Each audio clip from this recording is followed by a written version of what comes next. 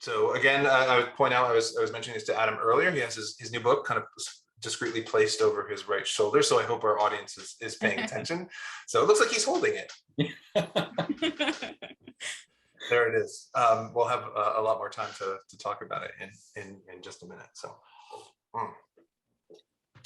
But I will say too is that this is old drinking with historians lore by now. But our second episode, like ever, there was a massive thunderstorm and my power went out, and so like I disappeared very suddenly. There is a storm in the area, so it's always a possibility that I will disappear. It's just you and me, Adam. Yeah, the storm actually just passed through. I was worried that we would hear thunder and lightning in the background the entire time. So, I mean, that's the weirdness of Zoom, right? Is like you never know what you're going to actually experience, on any given call. So sometimes, as we've learned over the course of this pandemic, it's really terrible things about what people are doing during Zoom meetings. But oftentimes, it's just more you get to meet pets and children and things like that. So absolutely. It was so quaint, shortly before, it must have been just a year or so before the pandemic, there was that big viral moment in which the guy's daughter kind of came in behind him, like he was doing a live hit on BBC. And everybody's like, oh, that's so amazing. Like, look, like the video was interrupted. And it was like a curse of what was to come. That's right. It's just like, that's like Norm Utter's like, yeah, whatever. So. And his wife or whoever it was, like, skid into the room and just grabbed the children. That's right. Seems like ages ago that happened. So, but anyway, all right. I think it's okay. We'll start to get going. Thank you everybody for joining us on this episode of Drinking with Historians and spending your Friday evening with us. We are delighted to have Adam Harris here with us. He is a staff writer at The Atlantic magazine. He covers higher education and national politics, but we're having him here because of a brand new book was just released this week, wasn't it, Adam?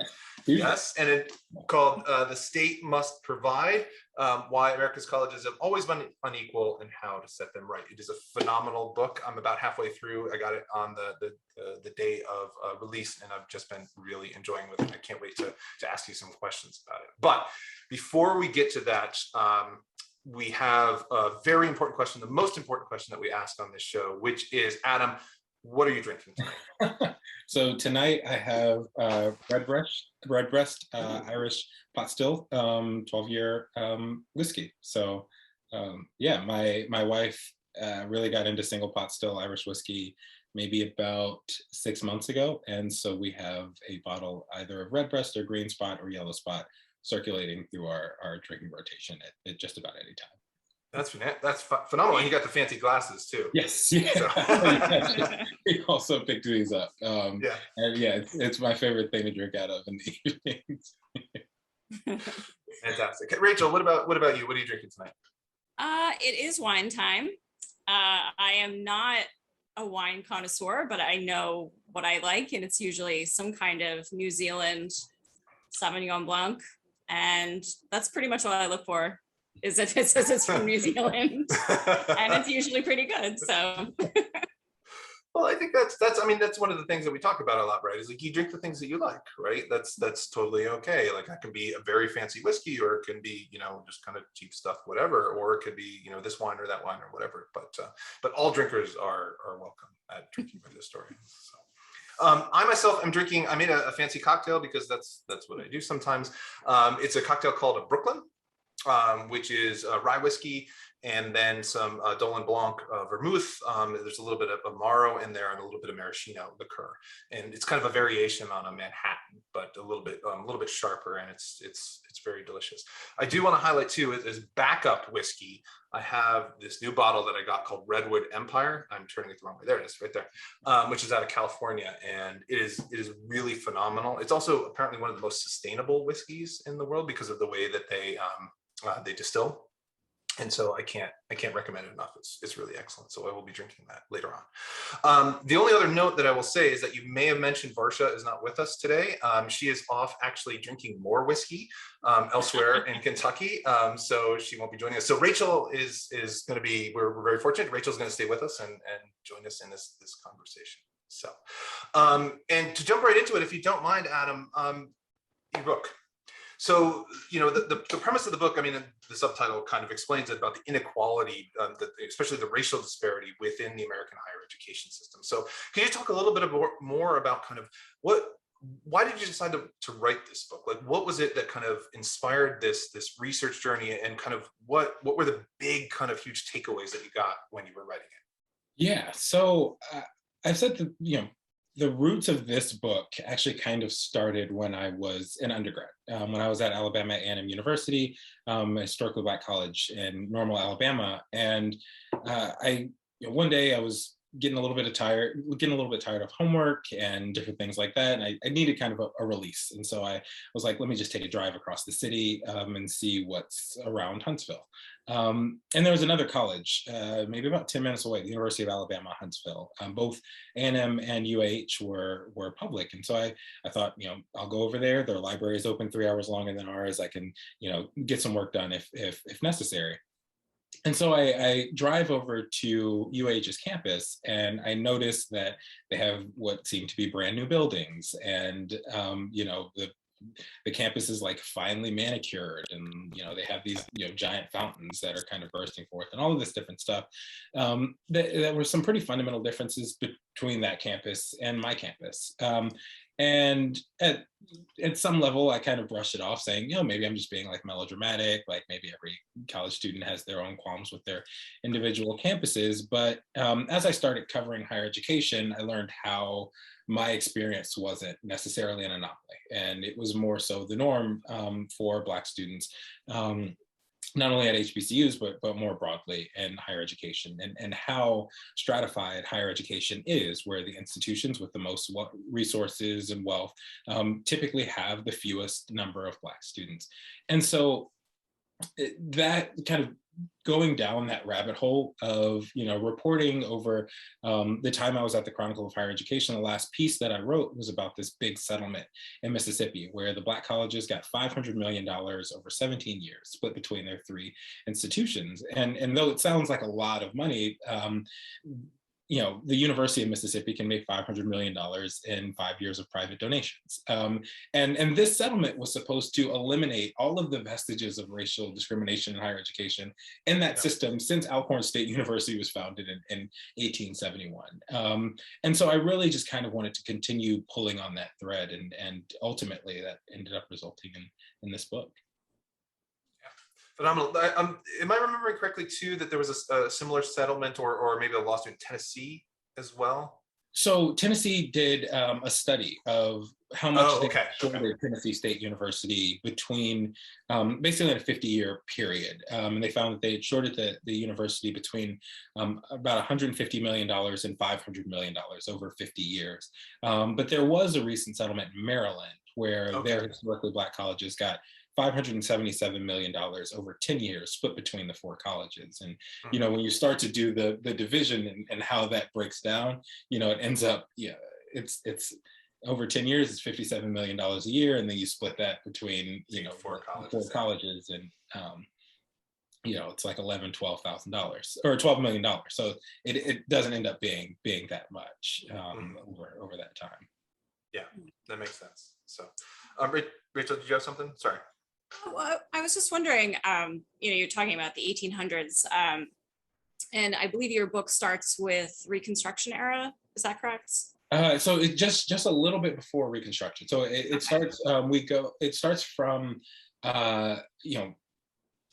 around 1840, around 1850, when there were these 2 ideas. One is this idea in Kentucky at Berea College, where John Fee, this Presbyterian minister who has gone to get his sort of northern education in Ohio, and he has this idea kind of grown out of Acts, God is made of one blood, all the people of the earth.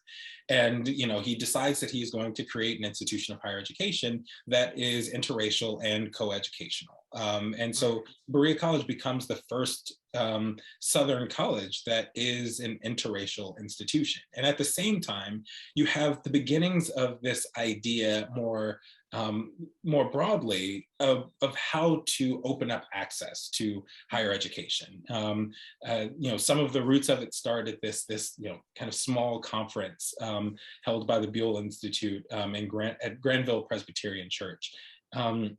And they're really, there's this thought that there are places to train men the art of manslaying. There are places to train people to be lawyers, places to train people to be doctors. But where were the places that would train agricultural workers in the arts and the sciences and teaching them how to be literate? How do you raise literacy rates in America? And then also, as much as you need to educate teachers, you also need to educate workers was the general thought. But of course, this was 1856, mid 1850s, and so it wasn't all workers. This was specifically white men that they were thinking about at the time, and so the book really traces the development of this sort of expansion of higher education, and how it originally, from that sort of meeting at the Granville Church, how the federal government took on this idea of land grant colleges, how those colleges created the base for our sort of state university systems as we recognize them today, and then also why that system as it was set up from the beginning is sort of deeply unequal in the ways that it was defended and sustained over time. Yeah. Mm-hmm. So in, one of the things that seemed to be clear, at least from about halfway through the book, is that a lot of the disparity that you talk about, because perhaps it's because it's the most glaring, is between HBCUs and normal or predominantly, initially, while still oftentimes predominantly white institutions in those states. So in states that don't have HBCUs, how are these inequalities manifested? Yeah, so it manifests sort of in the stratification, right? So in a state like California, a majority of Black students, brown students are going to end up going to community colleges, which have fewer resources than, say, your flagship institutions. Sure. I point to North Carolina often, where more than 70% of Black students in North Carolina go to one of the 5 HBCUs or the state's community colleges. And so, if you think about that, you think about the resources that are at UNC Chapel Hill, the resources that are at NC State, and the lack of resources oftentimes at some of the historically Black colleges, what that stratification means in terms of the resources that those students are able to take advantage of. And HBCUs, of course, serve a large percentage of low-income students. I think it was something like 61% of HBCU students are Pell eligible, so they're eligible for low-income grants or grants for low-income students. And so, that stratification in higher education is really where a lot of this is made manifest. And as one last example, so a place like Auburn University, a land grant institution, which has known for years that it's had problems with its enrollment numbers of Black students. Something like 30% of high school graduates in Alabama are Black, and roughly 5% of the student body at Auburn is Black. They have fewer Black students right now in total number than they had in 2002, even though they've known since the mid 1980s that on the same day that Bo Jackson was named the Heisman as the best college football player in the country, a federal judge said that Auburn was the most segregated institution in the state. So they were literally, celebrating, their one of their few Black students while they were not serving the Black population of the state. Yeah. Yeah. Just to go back a little bit, you mentioned flagship institutions, and I sort of have a two-pronged question that I was thinking about in terms of starting your narrative sort of at the beginning of, or right before Reconstruction began. I'd love it if you could talk more about how the flagship universities really tried to close colleges or absorb their funding or send them over state lines, because this is an area of this period that I wasn't familiar with in terms of what sort of the blowback you're getting from these flagship institutions in their response to these Black colleges. Yeah. So, Early on, a place like, I'll use Mississippi as an example. Mississippi, Kentucky, those are the two of the places that I really home in on in the book. And I use Mississippi because there were these two parallel tracks going on during Reconstruction and just before Reconstruction. One, right after the Civil War. Uh, Parents, as the University of Mississippi was reopening, parents were increasingly concerned, white parents, I should say, were increasingly concerned that they would be sending their students back to a university that enrolled Black students.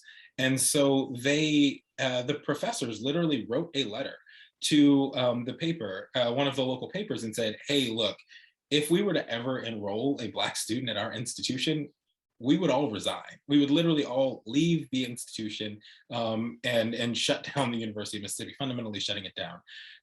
Meanwhile, at the same time as this is happening, and they are literally saying we would rather close this institution than enroll a Black student, you have Alcorn State University. It's founded in 1871.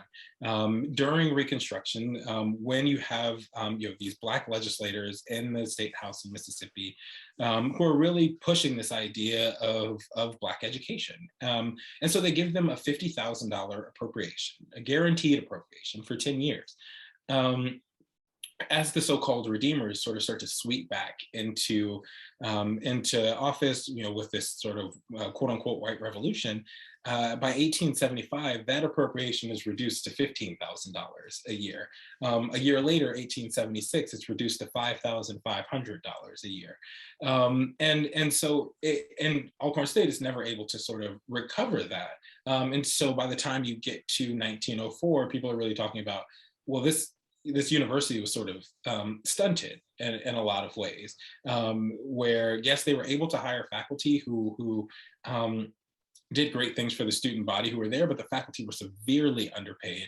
They didn't have, the money to develop, their buildings, and if they were able to build the buildings, then the buildings would sort of sit for a while, and they, had all of this sort of deferred maintenance. So some of these same things that are issues today, that you can see some of those roots developing. There are two other things, and so there was a study that Kentucky commissioned in the early 1900s. They brought down a professor from Hampton University to basically survey their public Black college, which was Kentucky Normal and Industrial Institute, now Kentucky State University, and see what was necessary to make Kentucky State like Tuskegee, like Hampton. And this professor comes down and pulls no punches. He's like, look, the girls' dorm doesn't have a fire escape and it's incredibly fire prone. The boys' dorm is literally in a mud puddle. The electrical plant does not have any power. The teachers are underpaid. The buildings are old.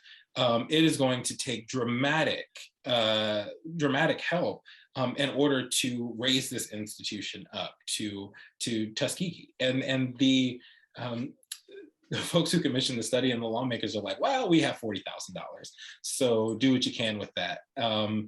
And so you see this sort of thing. By the time you get to the 1940s, Ada Louise Sipple Fisher is saying the same thing about, my professors are fantastic, but they're underpaid and our campus is soggy. Like you guys haven't built drainage. There are all of these things that you basically have not done. And you see the roots of that really starting with the federal government's first investment in higher ed first major investment in higher ed in 1862. And was she crossing state lines as well? Is she one of the people in your narrative that's crossing state lines to go to? She didn't have to. So she actually went to Langston University in Oklahoma, and then she ended up going to the University of Oklahoma afterwards. But a lot of these students didn't want to. Like the ones who ultimately ended up becoming the names on these attached to these cases, they really sort of pushed for the fact that, I want to study law in this state because I want to be practicing law in this state. Lloyd Gaines ultimately went out of state to go to graduate school in Michigan as his case was sort of being settled in Missouri. But then also, other states, Kentucky, for example, they took advantage of the sort of separate but equal ethos to appropriate $5,000 to send Black students elsewhere to attend higher or to attend graduate school. But while states would do things like that, they would also reduce the appropriations to their historically Black colleges by literally the same amount. Kentucky, and the year that they started sending Black students out of state, they appropriated $5,000 to send students out of state and took $5,000 away from Kentucky State's budget. Yeah, I mean, I asked this specifically about Fisher because I know there's also issues of safety that a lot of students were concerned about, trekking all this way to the different institutions. Absolutely, absolutely, and oftentimes, that it was like that extra bit of, okay, this is your home, this is where you've been. Oftentimes, these students came from very modest upbringings, if not poor and impoverished upbringings. And so they were like, okay, I've gone to my historically Black college that's nearby. Okay, after that, you're going to make me go out of state to, X institution where I don't know anyone, and where I could potentially fall victim to violence. And for the students who ultimately ended up becoming the names on these cases, that sort of potential for violence was seemingly ever present. And Gaines is a really good example of that too. Yes, yeah. So there are buildings and there are places on the University of Missouri's campus that are named after Lloyd Gaines, even though he was never able to actually attend the institution or step foot on the campus, because as the story goes, he disappeared before that was ever a possibility for him. It seems like, just the way that you've been talking in kind of from the tenor of again what I've read is that there's been a lot of the problems are governmentally imposed, right? Is that these are attacks by the legislature specifically against the perils of integration, or the fact that these institutions, HBCUs or regional institutions might actually lift up the populations they were intended to lift up. Are there moments in which that narrative kind of breaks down, or is that a pretty fair characterization from what you've seen? Yeah, it's pretty consistent throughout history that colleges and universities, in large part, remain as segregated as conditions allowed them to be. And oftentimes it was state legislatures really fight and state actors fighting kind of tooth and nail in order to keep these institutions apart. In the early 1900s, when you start seeing this rush of segregation laws. So Kentucky's passed in 1904, Alabama Section 256 passed in 1901. In this kind of late 1800s, early 1900s, you did see like this proliferation of laws that were segregating educational institutions. And in a place like Kentucky, that was literally aimed at one institution, that was Berea College.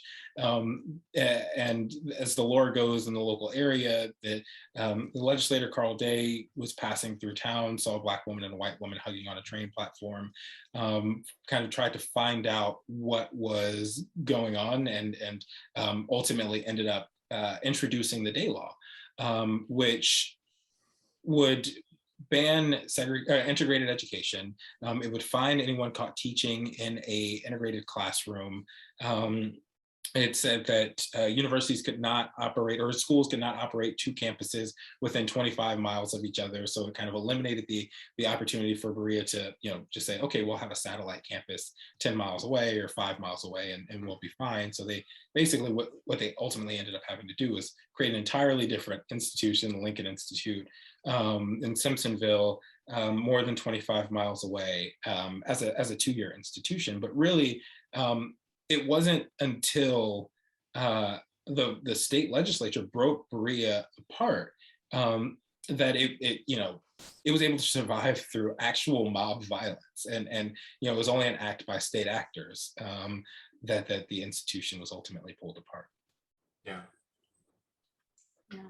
I never got back to the other prong of the question I wanted to ask, because we got into your, details that are so interesting. But I was really thinking about sort of back in the slave era, when slavery was still active, how the academic leaders of places like Harvard, Yale, Princeton, William College, how they actually courted the financial support of slave owners and slave traders, and to build and staff places, financially and through personnel to build these institutions. And I just wondered if you addressed that at all in the book as well. Yes, yeah, and the universities, that sort of consortium now of the universities studying slavery and trying to unearth those links. So Georgetown selling 272 people in order to keep its university afloat.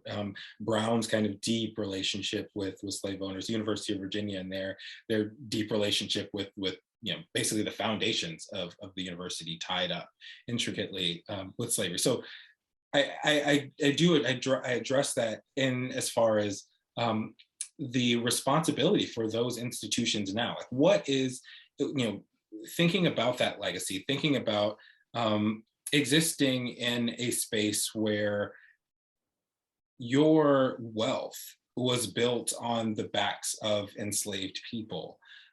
What is your responsibility, not only to the descendants of those people, but to the places, while you were keeping those students out, that ended up serving that population and continue to serve that population. And I often, one of the reasons why the book ultimately ends up with this kind of deep argument about the responsibility to historically Black colleges is because of the role that HBCUs still play, even though there is, we exist in an environment where HBCUs aren't the only opportunity for Black students, and they don't even educate a majority of Black students. They still play an outsized role in educating something like 25% of Black STEM graduates, 50% of Black lawyers and doctors, and 80% of Black judges.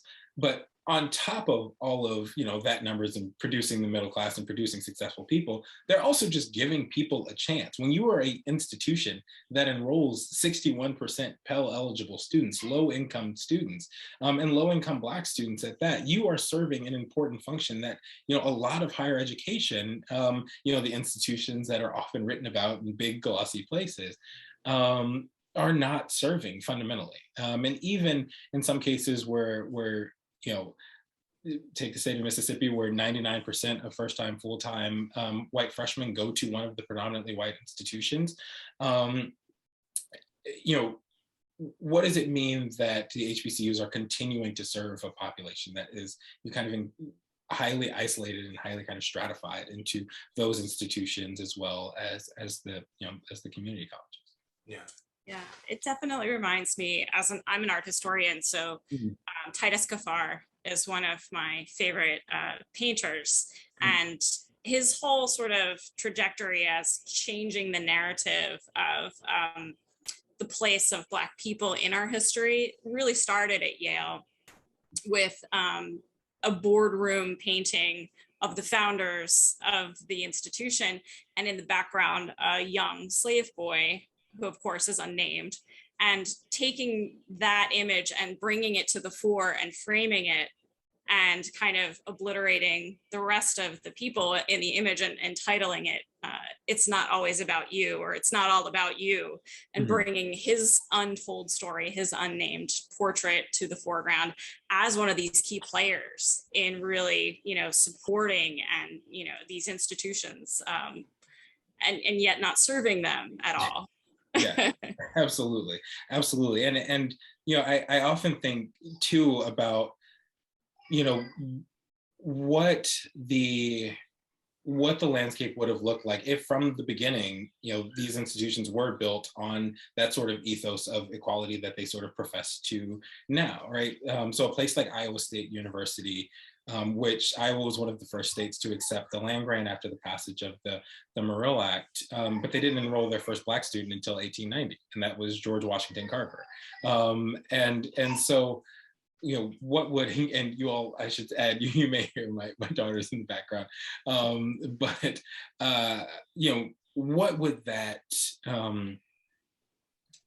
if these institutions were actually built on that ethos of equality, we would be in a very different place. But they weren't. They were built on this sort of ethos of educating, the white population in the aftermath and during the Civil War. And so I think it's impossible to understand where we are now without understanding that roots and that foundation.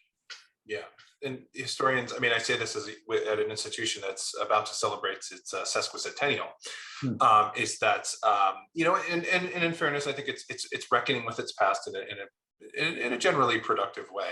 But universities, you were saying about like living up to their values. Like, what if they actually lived up to the values that they espouse, right? And we would have a whole different set of conversations around that. But I wanted to springboard, if I could, before we have some great questions from the audience that I want to get to in just a minute. But I wanted to springboard off of something that you mentioned about, it was just kind of a passing thing, about the way that, and I want to be clear, present company excluded, a lot of media talk about higher education in which they focus on schools that rhyme with Harvard and Bale, right? In which that's the focus. So how do we change that conversation? Because as anybody who pays any attention to this knows, the vast majority of students, the vast majority of students are educated at community colleges, regional public universities and places like that. So how does that conversation change? And if that focus changes, does that change the way that we Americans tend to think about higher education? I think it does, because the stories that about places that rhyme with Harvard and Bale, they are. I think that for such a long time, the media sort of used that as just a general stand-in for higher education. And it has, I think, done damage to Americans' general understanding of what colleges actually are. It's the same reason why, people hate they dislike the idea of higher education, but they love their local institution. They love their community college. They like, I'm from San Antonio, and people are like, sometimes you run into someone that's like, oh, well, colleges are this and that, and they'd be enrolled at Northwest Vista or one of the community colleges in the area, or they may be, taking night classes at UTSA or something like that. Yeah. And so people can sort of see the importance of that local institution. And I think when you start to write stories and when you really start to dig into the majority of higher education, what outside of the 100 institutions that have the most money, and when you really start to kind of dig into that next tier of institutions, and the places that most people are more likely to end up going, I think that actually does change Americans' relationship with not only kind of their understanding of higher education, but also just with how they associate with it, their feelings about higher education, because they will more likely associate it with, oh, more people go to, when they're attending higher education, they're attending community colleges or they're attending public regionals. And I know how much good that does in our community. I know how much that actually helps people, because it's helped my family, it's helped my friends. And I think we would all be sort of better off in terms of seeing higher ed as a public good rather than, this broader private good that we now sort of understand it as. Yeah, great, thank you. So we have some great audience questions, and I see two that sort of seem related. So Caroline asks about the fact she works at an elite engineering school at a major minority university in the South, and she sees that recruiters from employers have really different strategies for the types of positions they're looking to fill. And then related to that, Carrie also talks about how she went to an HBCU college, but never really put it on her resume until recently. So I'm just interested, you're talking about the perceptions of education. What is the perception of these colleges, the level of education they're providing, and, how recruiters are looking at this level of education? Yeah, I think that in recent years, people have started to understand the sector differently and what the students offer differently. I mean, there's, of course, we wouldn't be in a situation where HBCUs were producing so many of these sort of middle class position, jobs from lawyers and doctors to judges and things like that, if people didn't see the benefits of the foundation that these institutions provided. And I should add, oftentimes, so at A&M, I was in the Department of Behavioral Sciences, now the Department of Social Science, where political science, all of that is housed. And folks would come to Dr. Slaughter, the chair of our department, whether that was businesses, whether that was different fellowships. So I ended up doing a summer undergraduate research fellowship out at UC Irvine, different things like that. They would come to the department because they knew that the institution was sort of preparing students and doing a service in terms and providing incredibly prepared students. So I think that it is the perception of the sector, I think, has changed. That's in large part, and also it's gotten sort of a boost by Vice President Harris, and a lot of the recent headlines with Nicole Hannah-Jones and Ta-Nehisi going out to Howard, and just the sort of renewed emphasis on the institutions. And I think that the more that people understand that these institutions still play a significant role, and in terms of the student bodies that they're educating, the better that situation will become. And the more institutions won't just say, oh, well, or businesses and employers won't just say, well, actually, sorry, my dog is scratching on the door and he's throwing me off a little bit. But that employers won't just say, okay, we have an HBCU student, but oh, we have an HBCU student. And this is something that we're actively looking for. Yeah. So first question, what's your dog's name? It's Biko. Sorry, I'm gonna let him in. Yeah, please. There we go. Next on Pets with Historians. Yeah. So yeah, his name is Biko, named for Steve Biko. Wonderful. Perfect. So springing off of that, before we get to another audience question, is you mentioned the Nicole Hannah-Jones saga and stuff like that, and especially its relationship to Howard, but also, underlying that is the whole saga at UNC kind of before that. And so I was wondering if you could talk a little bit about kind of, is that these really high profile cases, which aren't obviously representative of kind of the general experience of faculty at any institution, let alone, an HBCU or something like that. But also kind of the role of private giving and how that's kind of seems to have changed higher education. Like, my sense, right, is having read some of your other stuff and kind of just seeing these, is that it tends to exacerbate kind of the problems that you're talking about in your book. But is that a fair kind of assumption, or? It is. Last year was a record-breaking year for a lot of historically Black colleges. Even, in some cases, they were receiving their largest ever donation, and that largest ever donation was like $5 million. And so, thinking about that fact, and then, going back and saying, okay, what did private giving look like before that?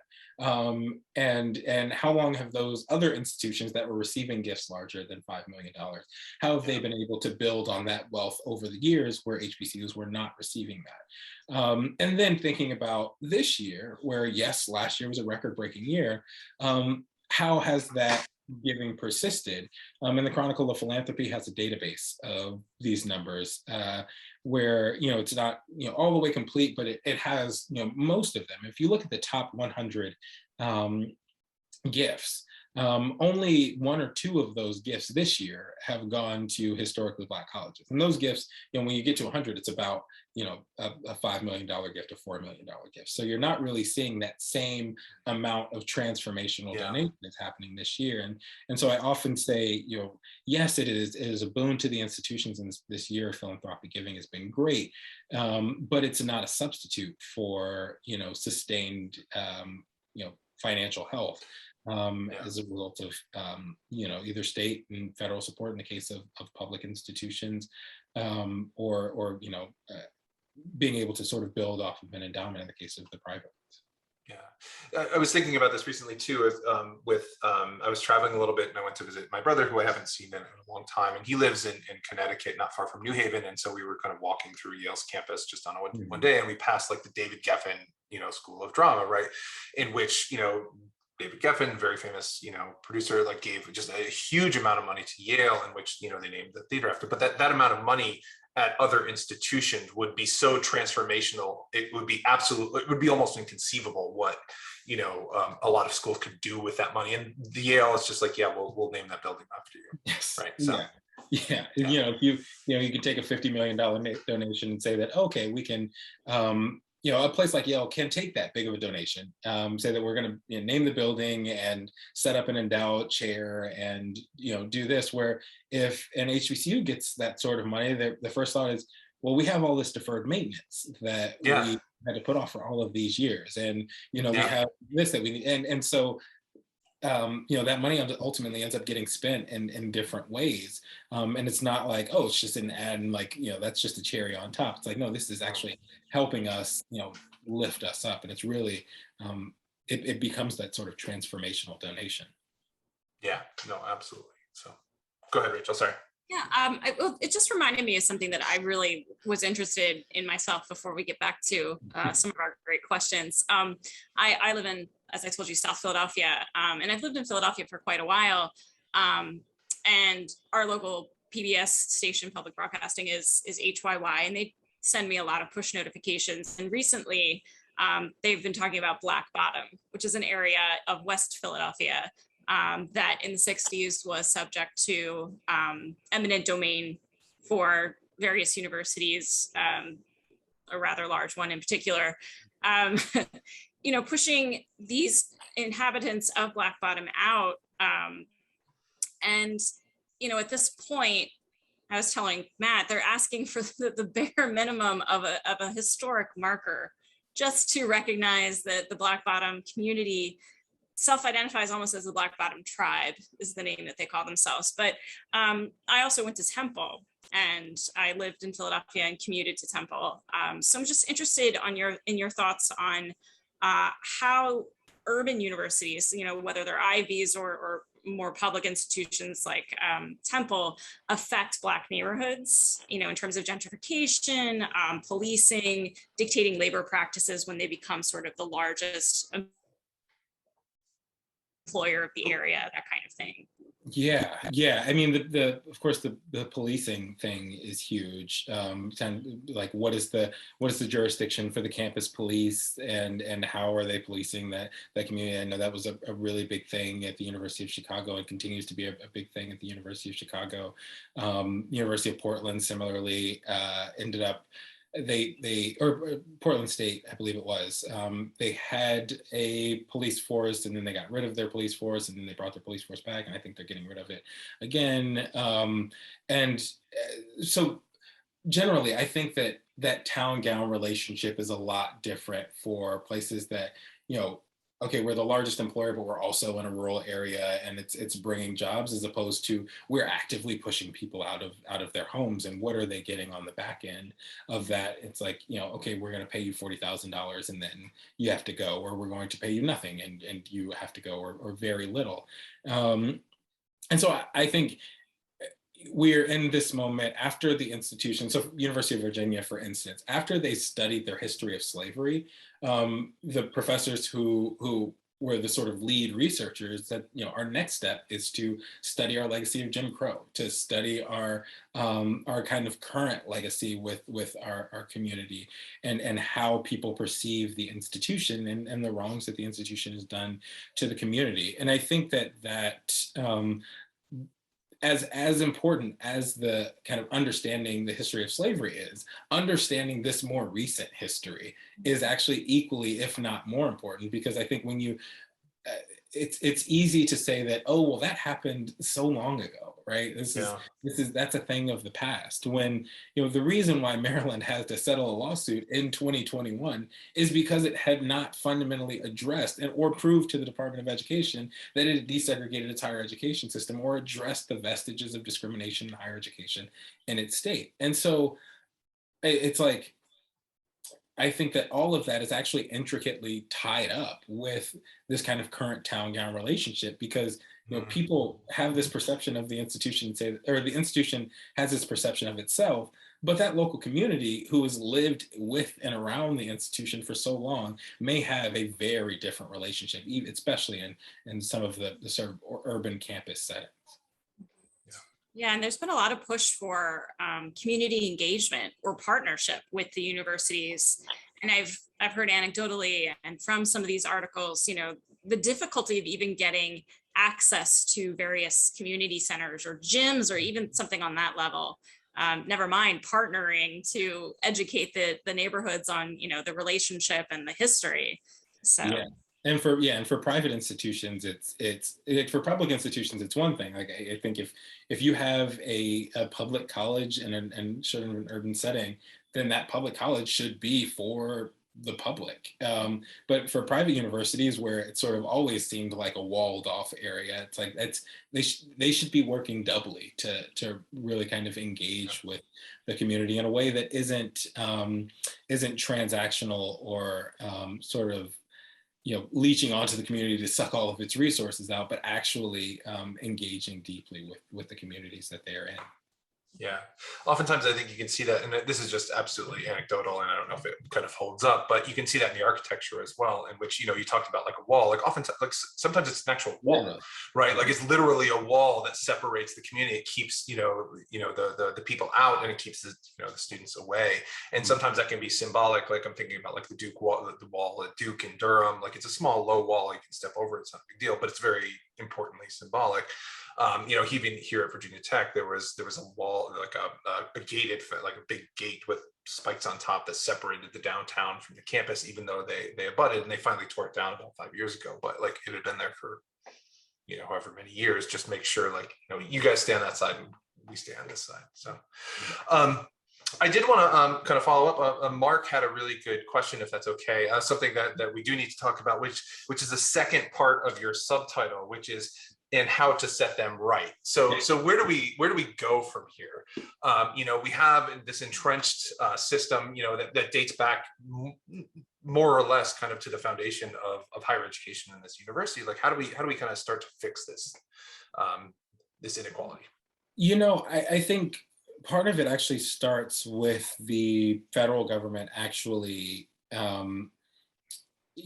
doing what it's supposed to do in terms of Title VI, and actually investigating states that don't seem to be living up to Title VI standards. When I was talking to Catherine Lehman, the former Assistant Secretary for Civil Rights at the Education Department, who was nominated by the Biden administration to be the new Secretary for Civil Rights at the Department of Education, a couple of years ago, she mentioned that states have kind of grown complacent in their expectation that these civil rights standards and the desegregation standards and kind of addressing their legacies of discrimination won't actually be enforced. So I think a big part of this is to actually sort of vigorously enforce the laws that are on the books. But I think a second part of it comes out of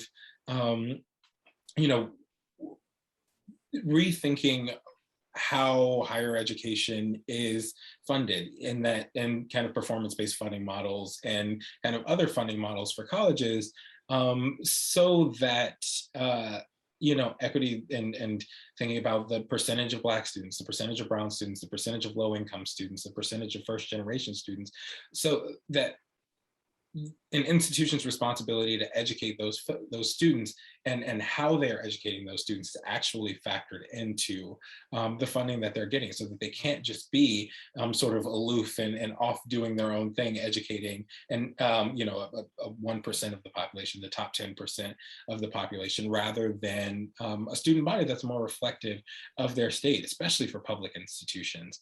So I think that those two things start to get at it, but I also think that we should be having a broader conversation about states' responsibility to go back and fund the institutions that have historically served these student populations, and not just historically Black colleges, because there are some public regional colleges that were founded, after 1965. So of course the Higher Education Act is what defined what a historically Black college is.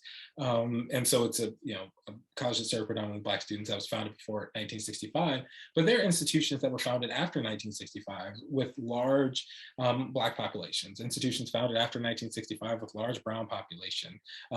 Thinking about the tribal colleges, thinking about the other MSIs, how are states being responsible, or how are they funding the institutions that have historically served these populations that have been these sort of minoritized population and marginalized populations in higher education? How does the state, fulfill its responsibility to help those institutions and raise them up to where they can provide the robust resources that, those flagship institutions are able to provide? Do you see this as kind of a carrot and stick approach, or like a carrots and sticks are needed, or is it more stick or more carrot? I think what you're describing. Yeah, I think that, if in the same way that states didn't really start getting their act together in terms of compliance with federal standards and Title VI until the Department of Health, Education, and Welfare really started being vigorous about their investigations after the Adams case in the early 70s. I think that the stick absolutely kind of needs to come first, but then you also have to have the sort of carrot to say that,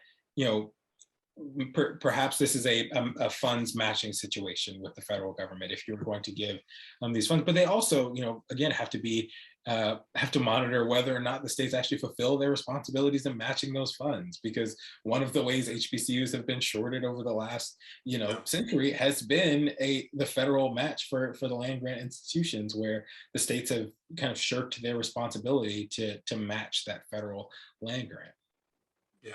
Yeah, paying attention to, so I'm a department chair here at Virginia Tech, and so like I pay a lot more attention to university finances than I ever thought I would in the past life. But just the way that the state, in our case Virginia, state says that it's supposed to fund higher education, and then they just kind of can blithely ignore that when they simply decide they want to, is just there's just no consequence. They can just kind of do what they want and when they want, even if it's against statute or precedent or kind of whatever. So it was very eye-opening.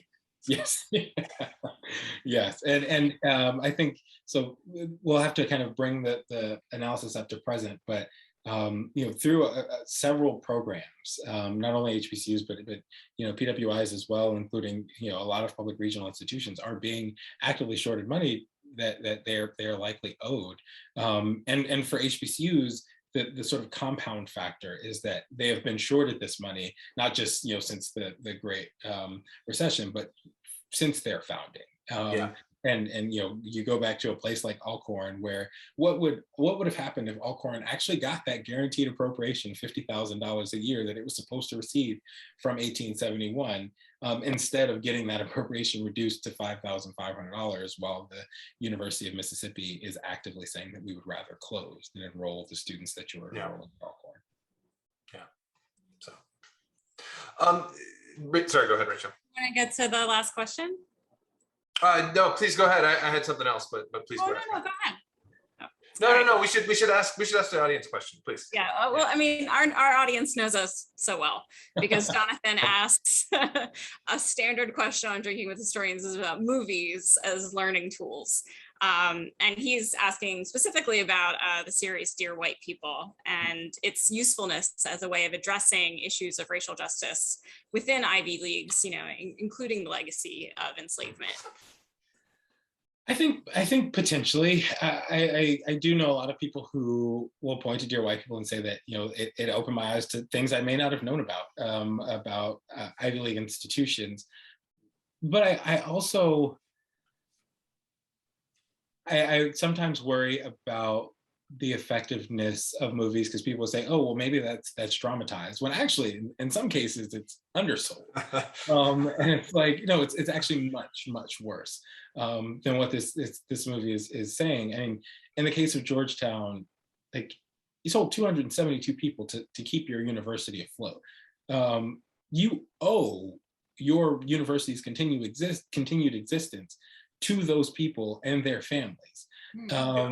And so it's like, oh, well, we will give them a scholarship to come back to the university and set up a fund for them. It's like, is that actually enough? And I don't know, I think that movies are a helpful kind of starting point. I'm struggling right now to think of kind of movies or TV shows that have been as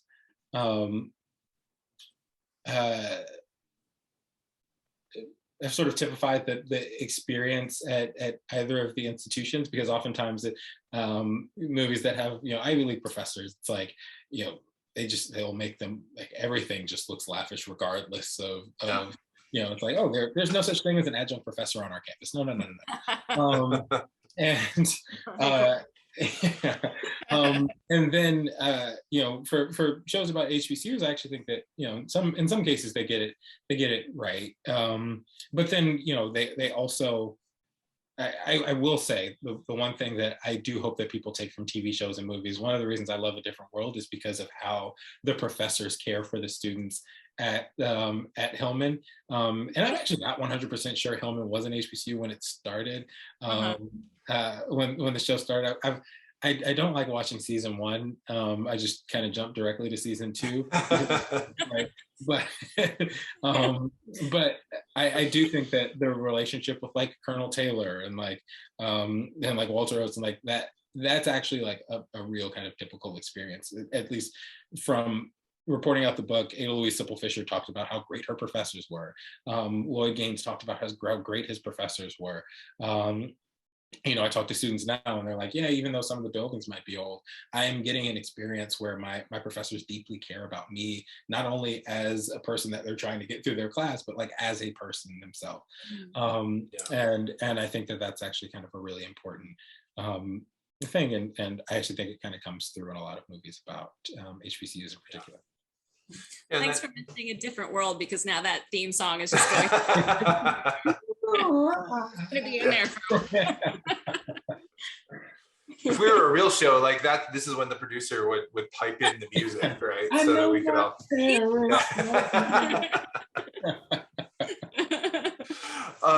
You know, I think that's. I mean, we're just about out of time, but I think that's a really wonderful place to end on, and it goes back to something you said at the very outset: is the need, you know, to reconceptualize higher education as a public good, right? Is because, you know, I think that in situations in which people have the resources, the time, and the energy to actually, as students or as teachers, to care for one another, right? I mean, that's when real better education can happen, instead of this kind of idea that a lot of, frankly, state legislatures and even some of our colleagues who are faculty elsewhere, like, think of it as this transactional thing in which it's certification, it's job training, in which I don't need to do this. And so you skirt by on as cheaply as you can, right? And you cut corners where you can, as long as you get them to the finish line at some point. So, but that's just, it's not what higher education should be, very frankly. So, yeah, and there we are. So, anyway.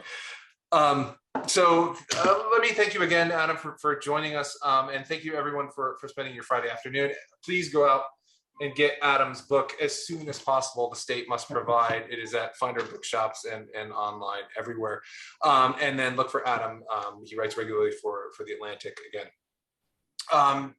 Please join us next week. I will be out of town, but we will be talking about actual Nazis. So maybe that's a different topic. Maybe it's the same topic. I don't know. I don't want to, you know, make any judgments there. So, but anyway, until then, thank you again, Adam. Thank you, Rachel, for joining us. Thank you, everybody, for spending your Friday evening with us. Take care, and until then, cheers. Cheers.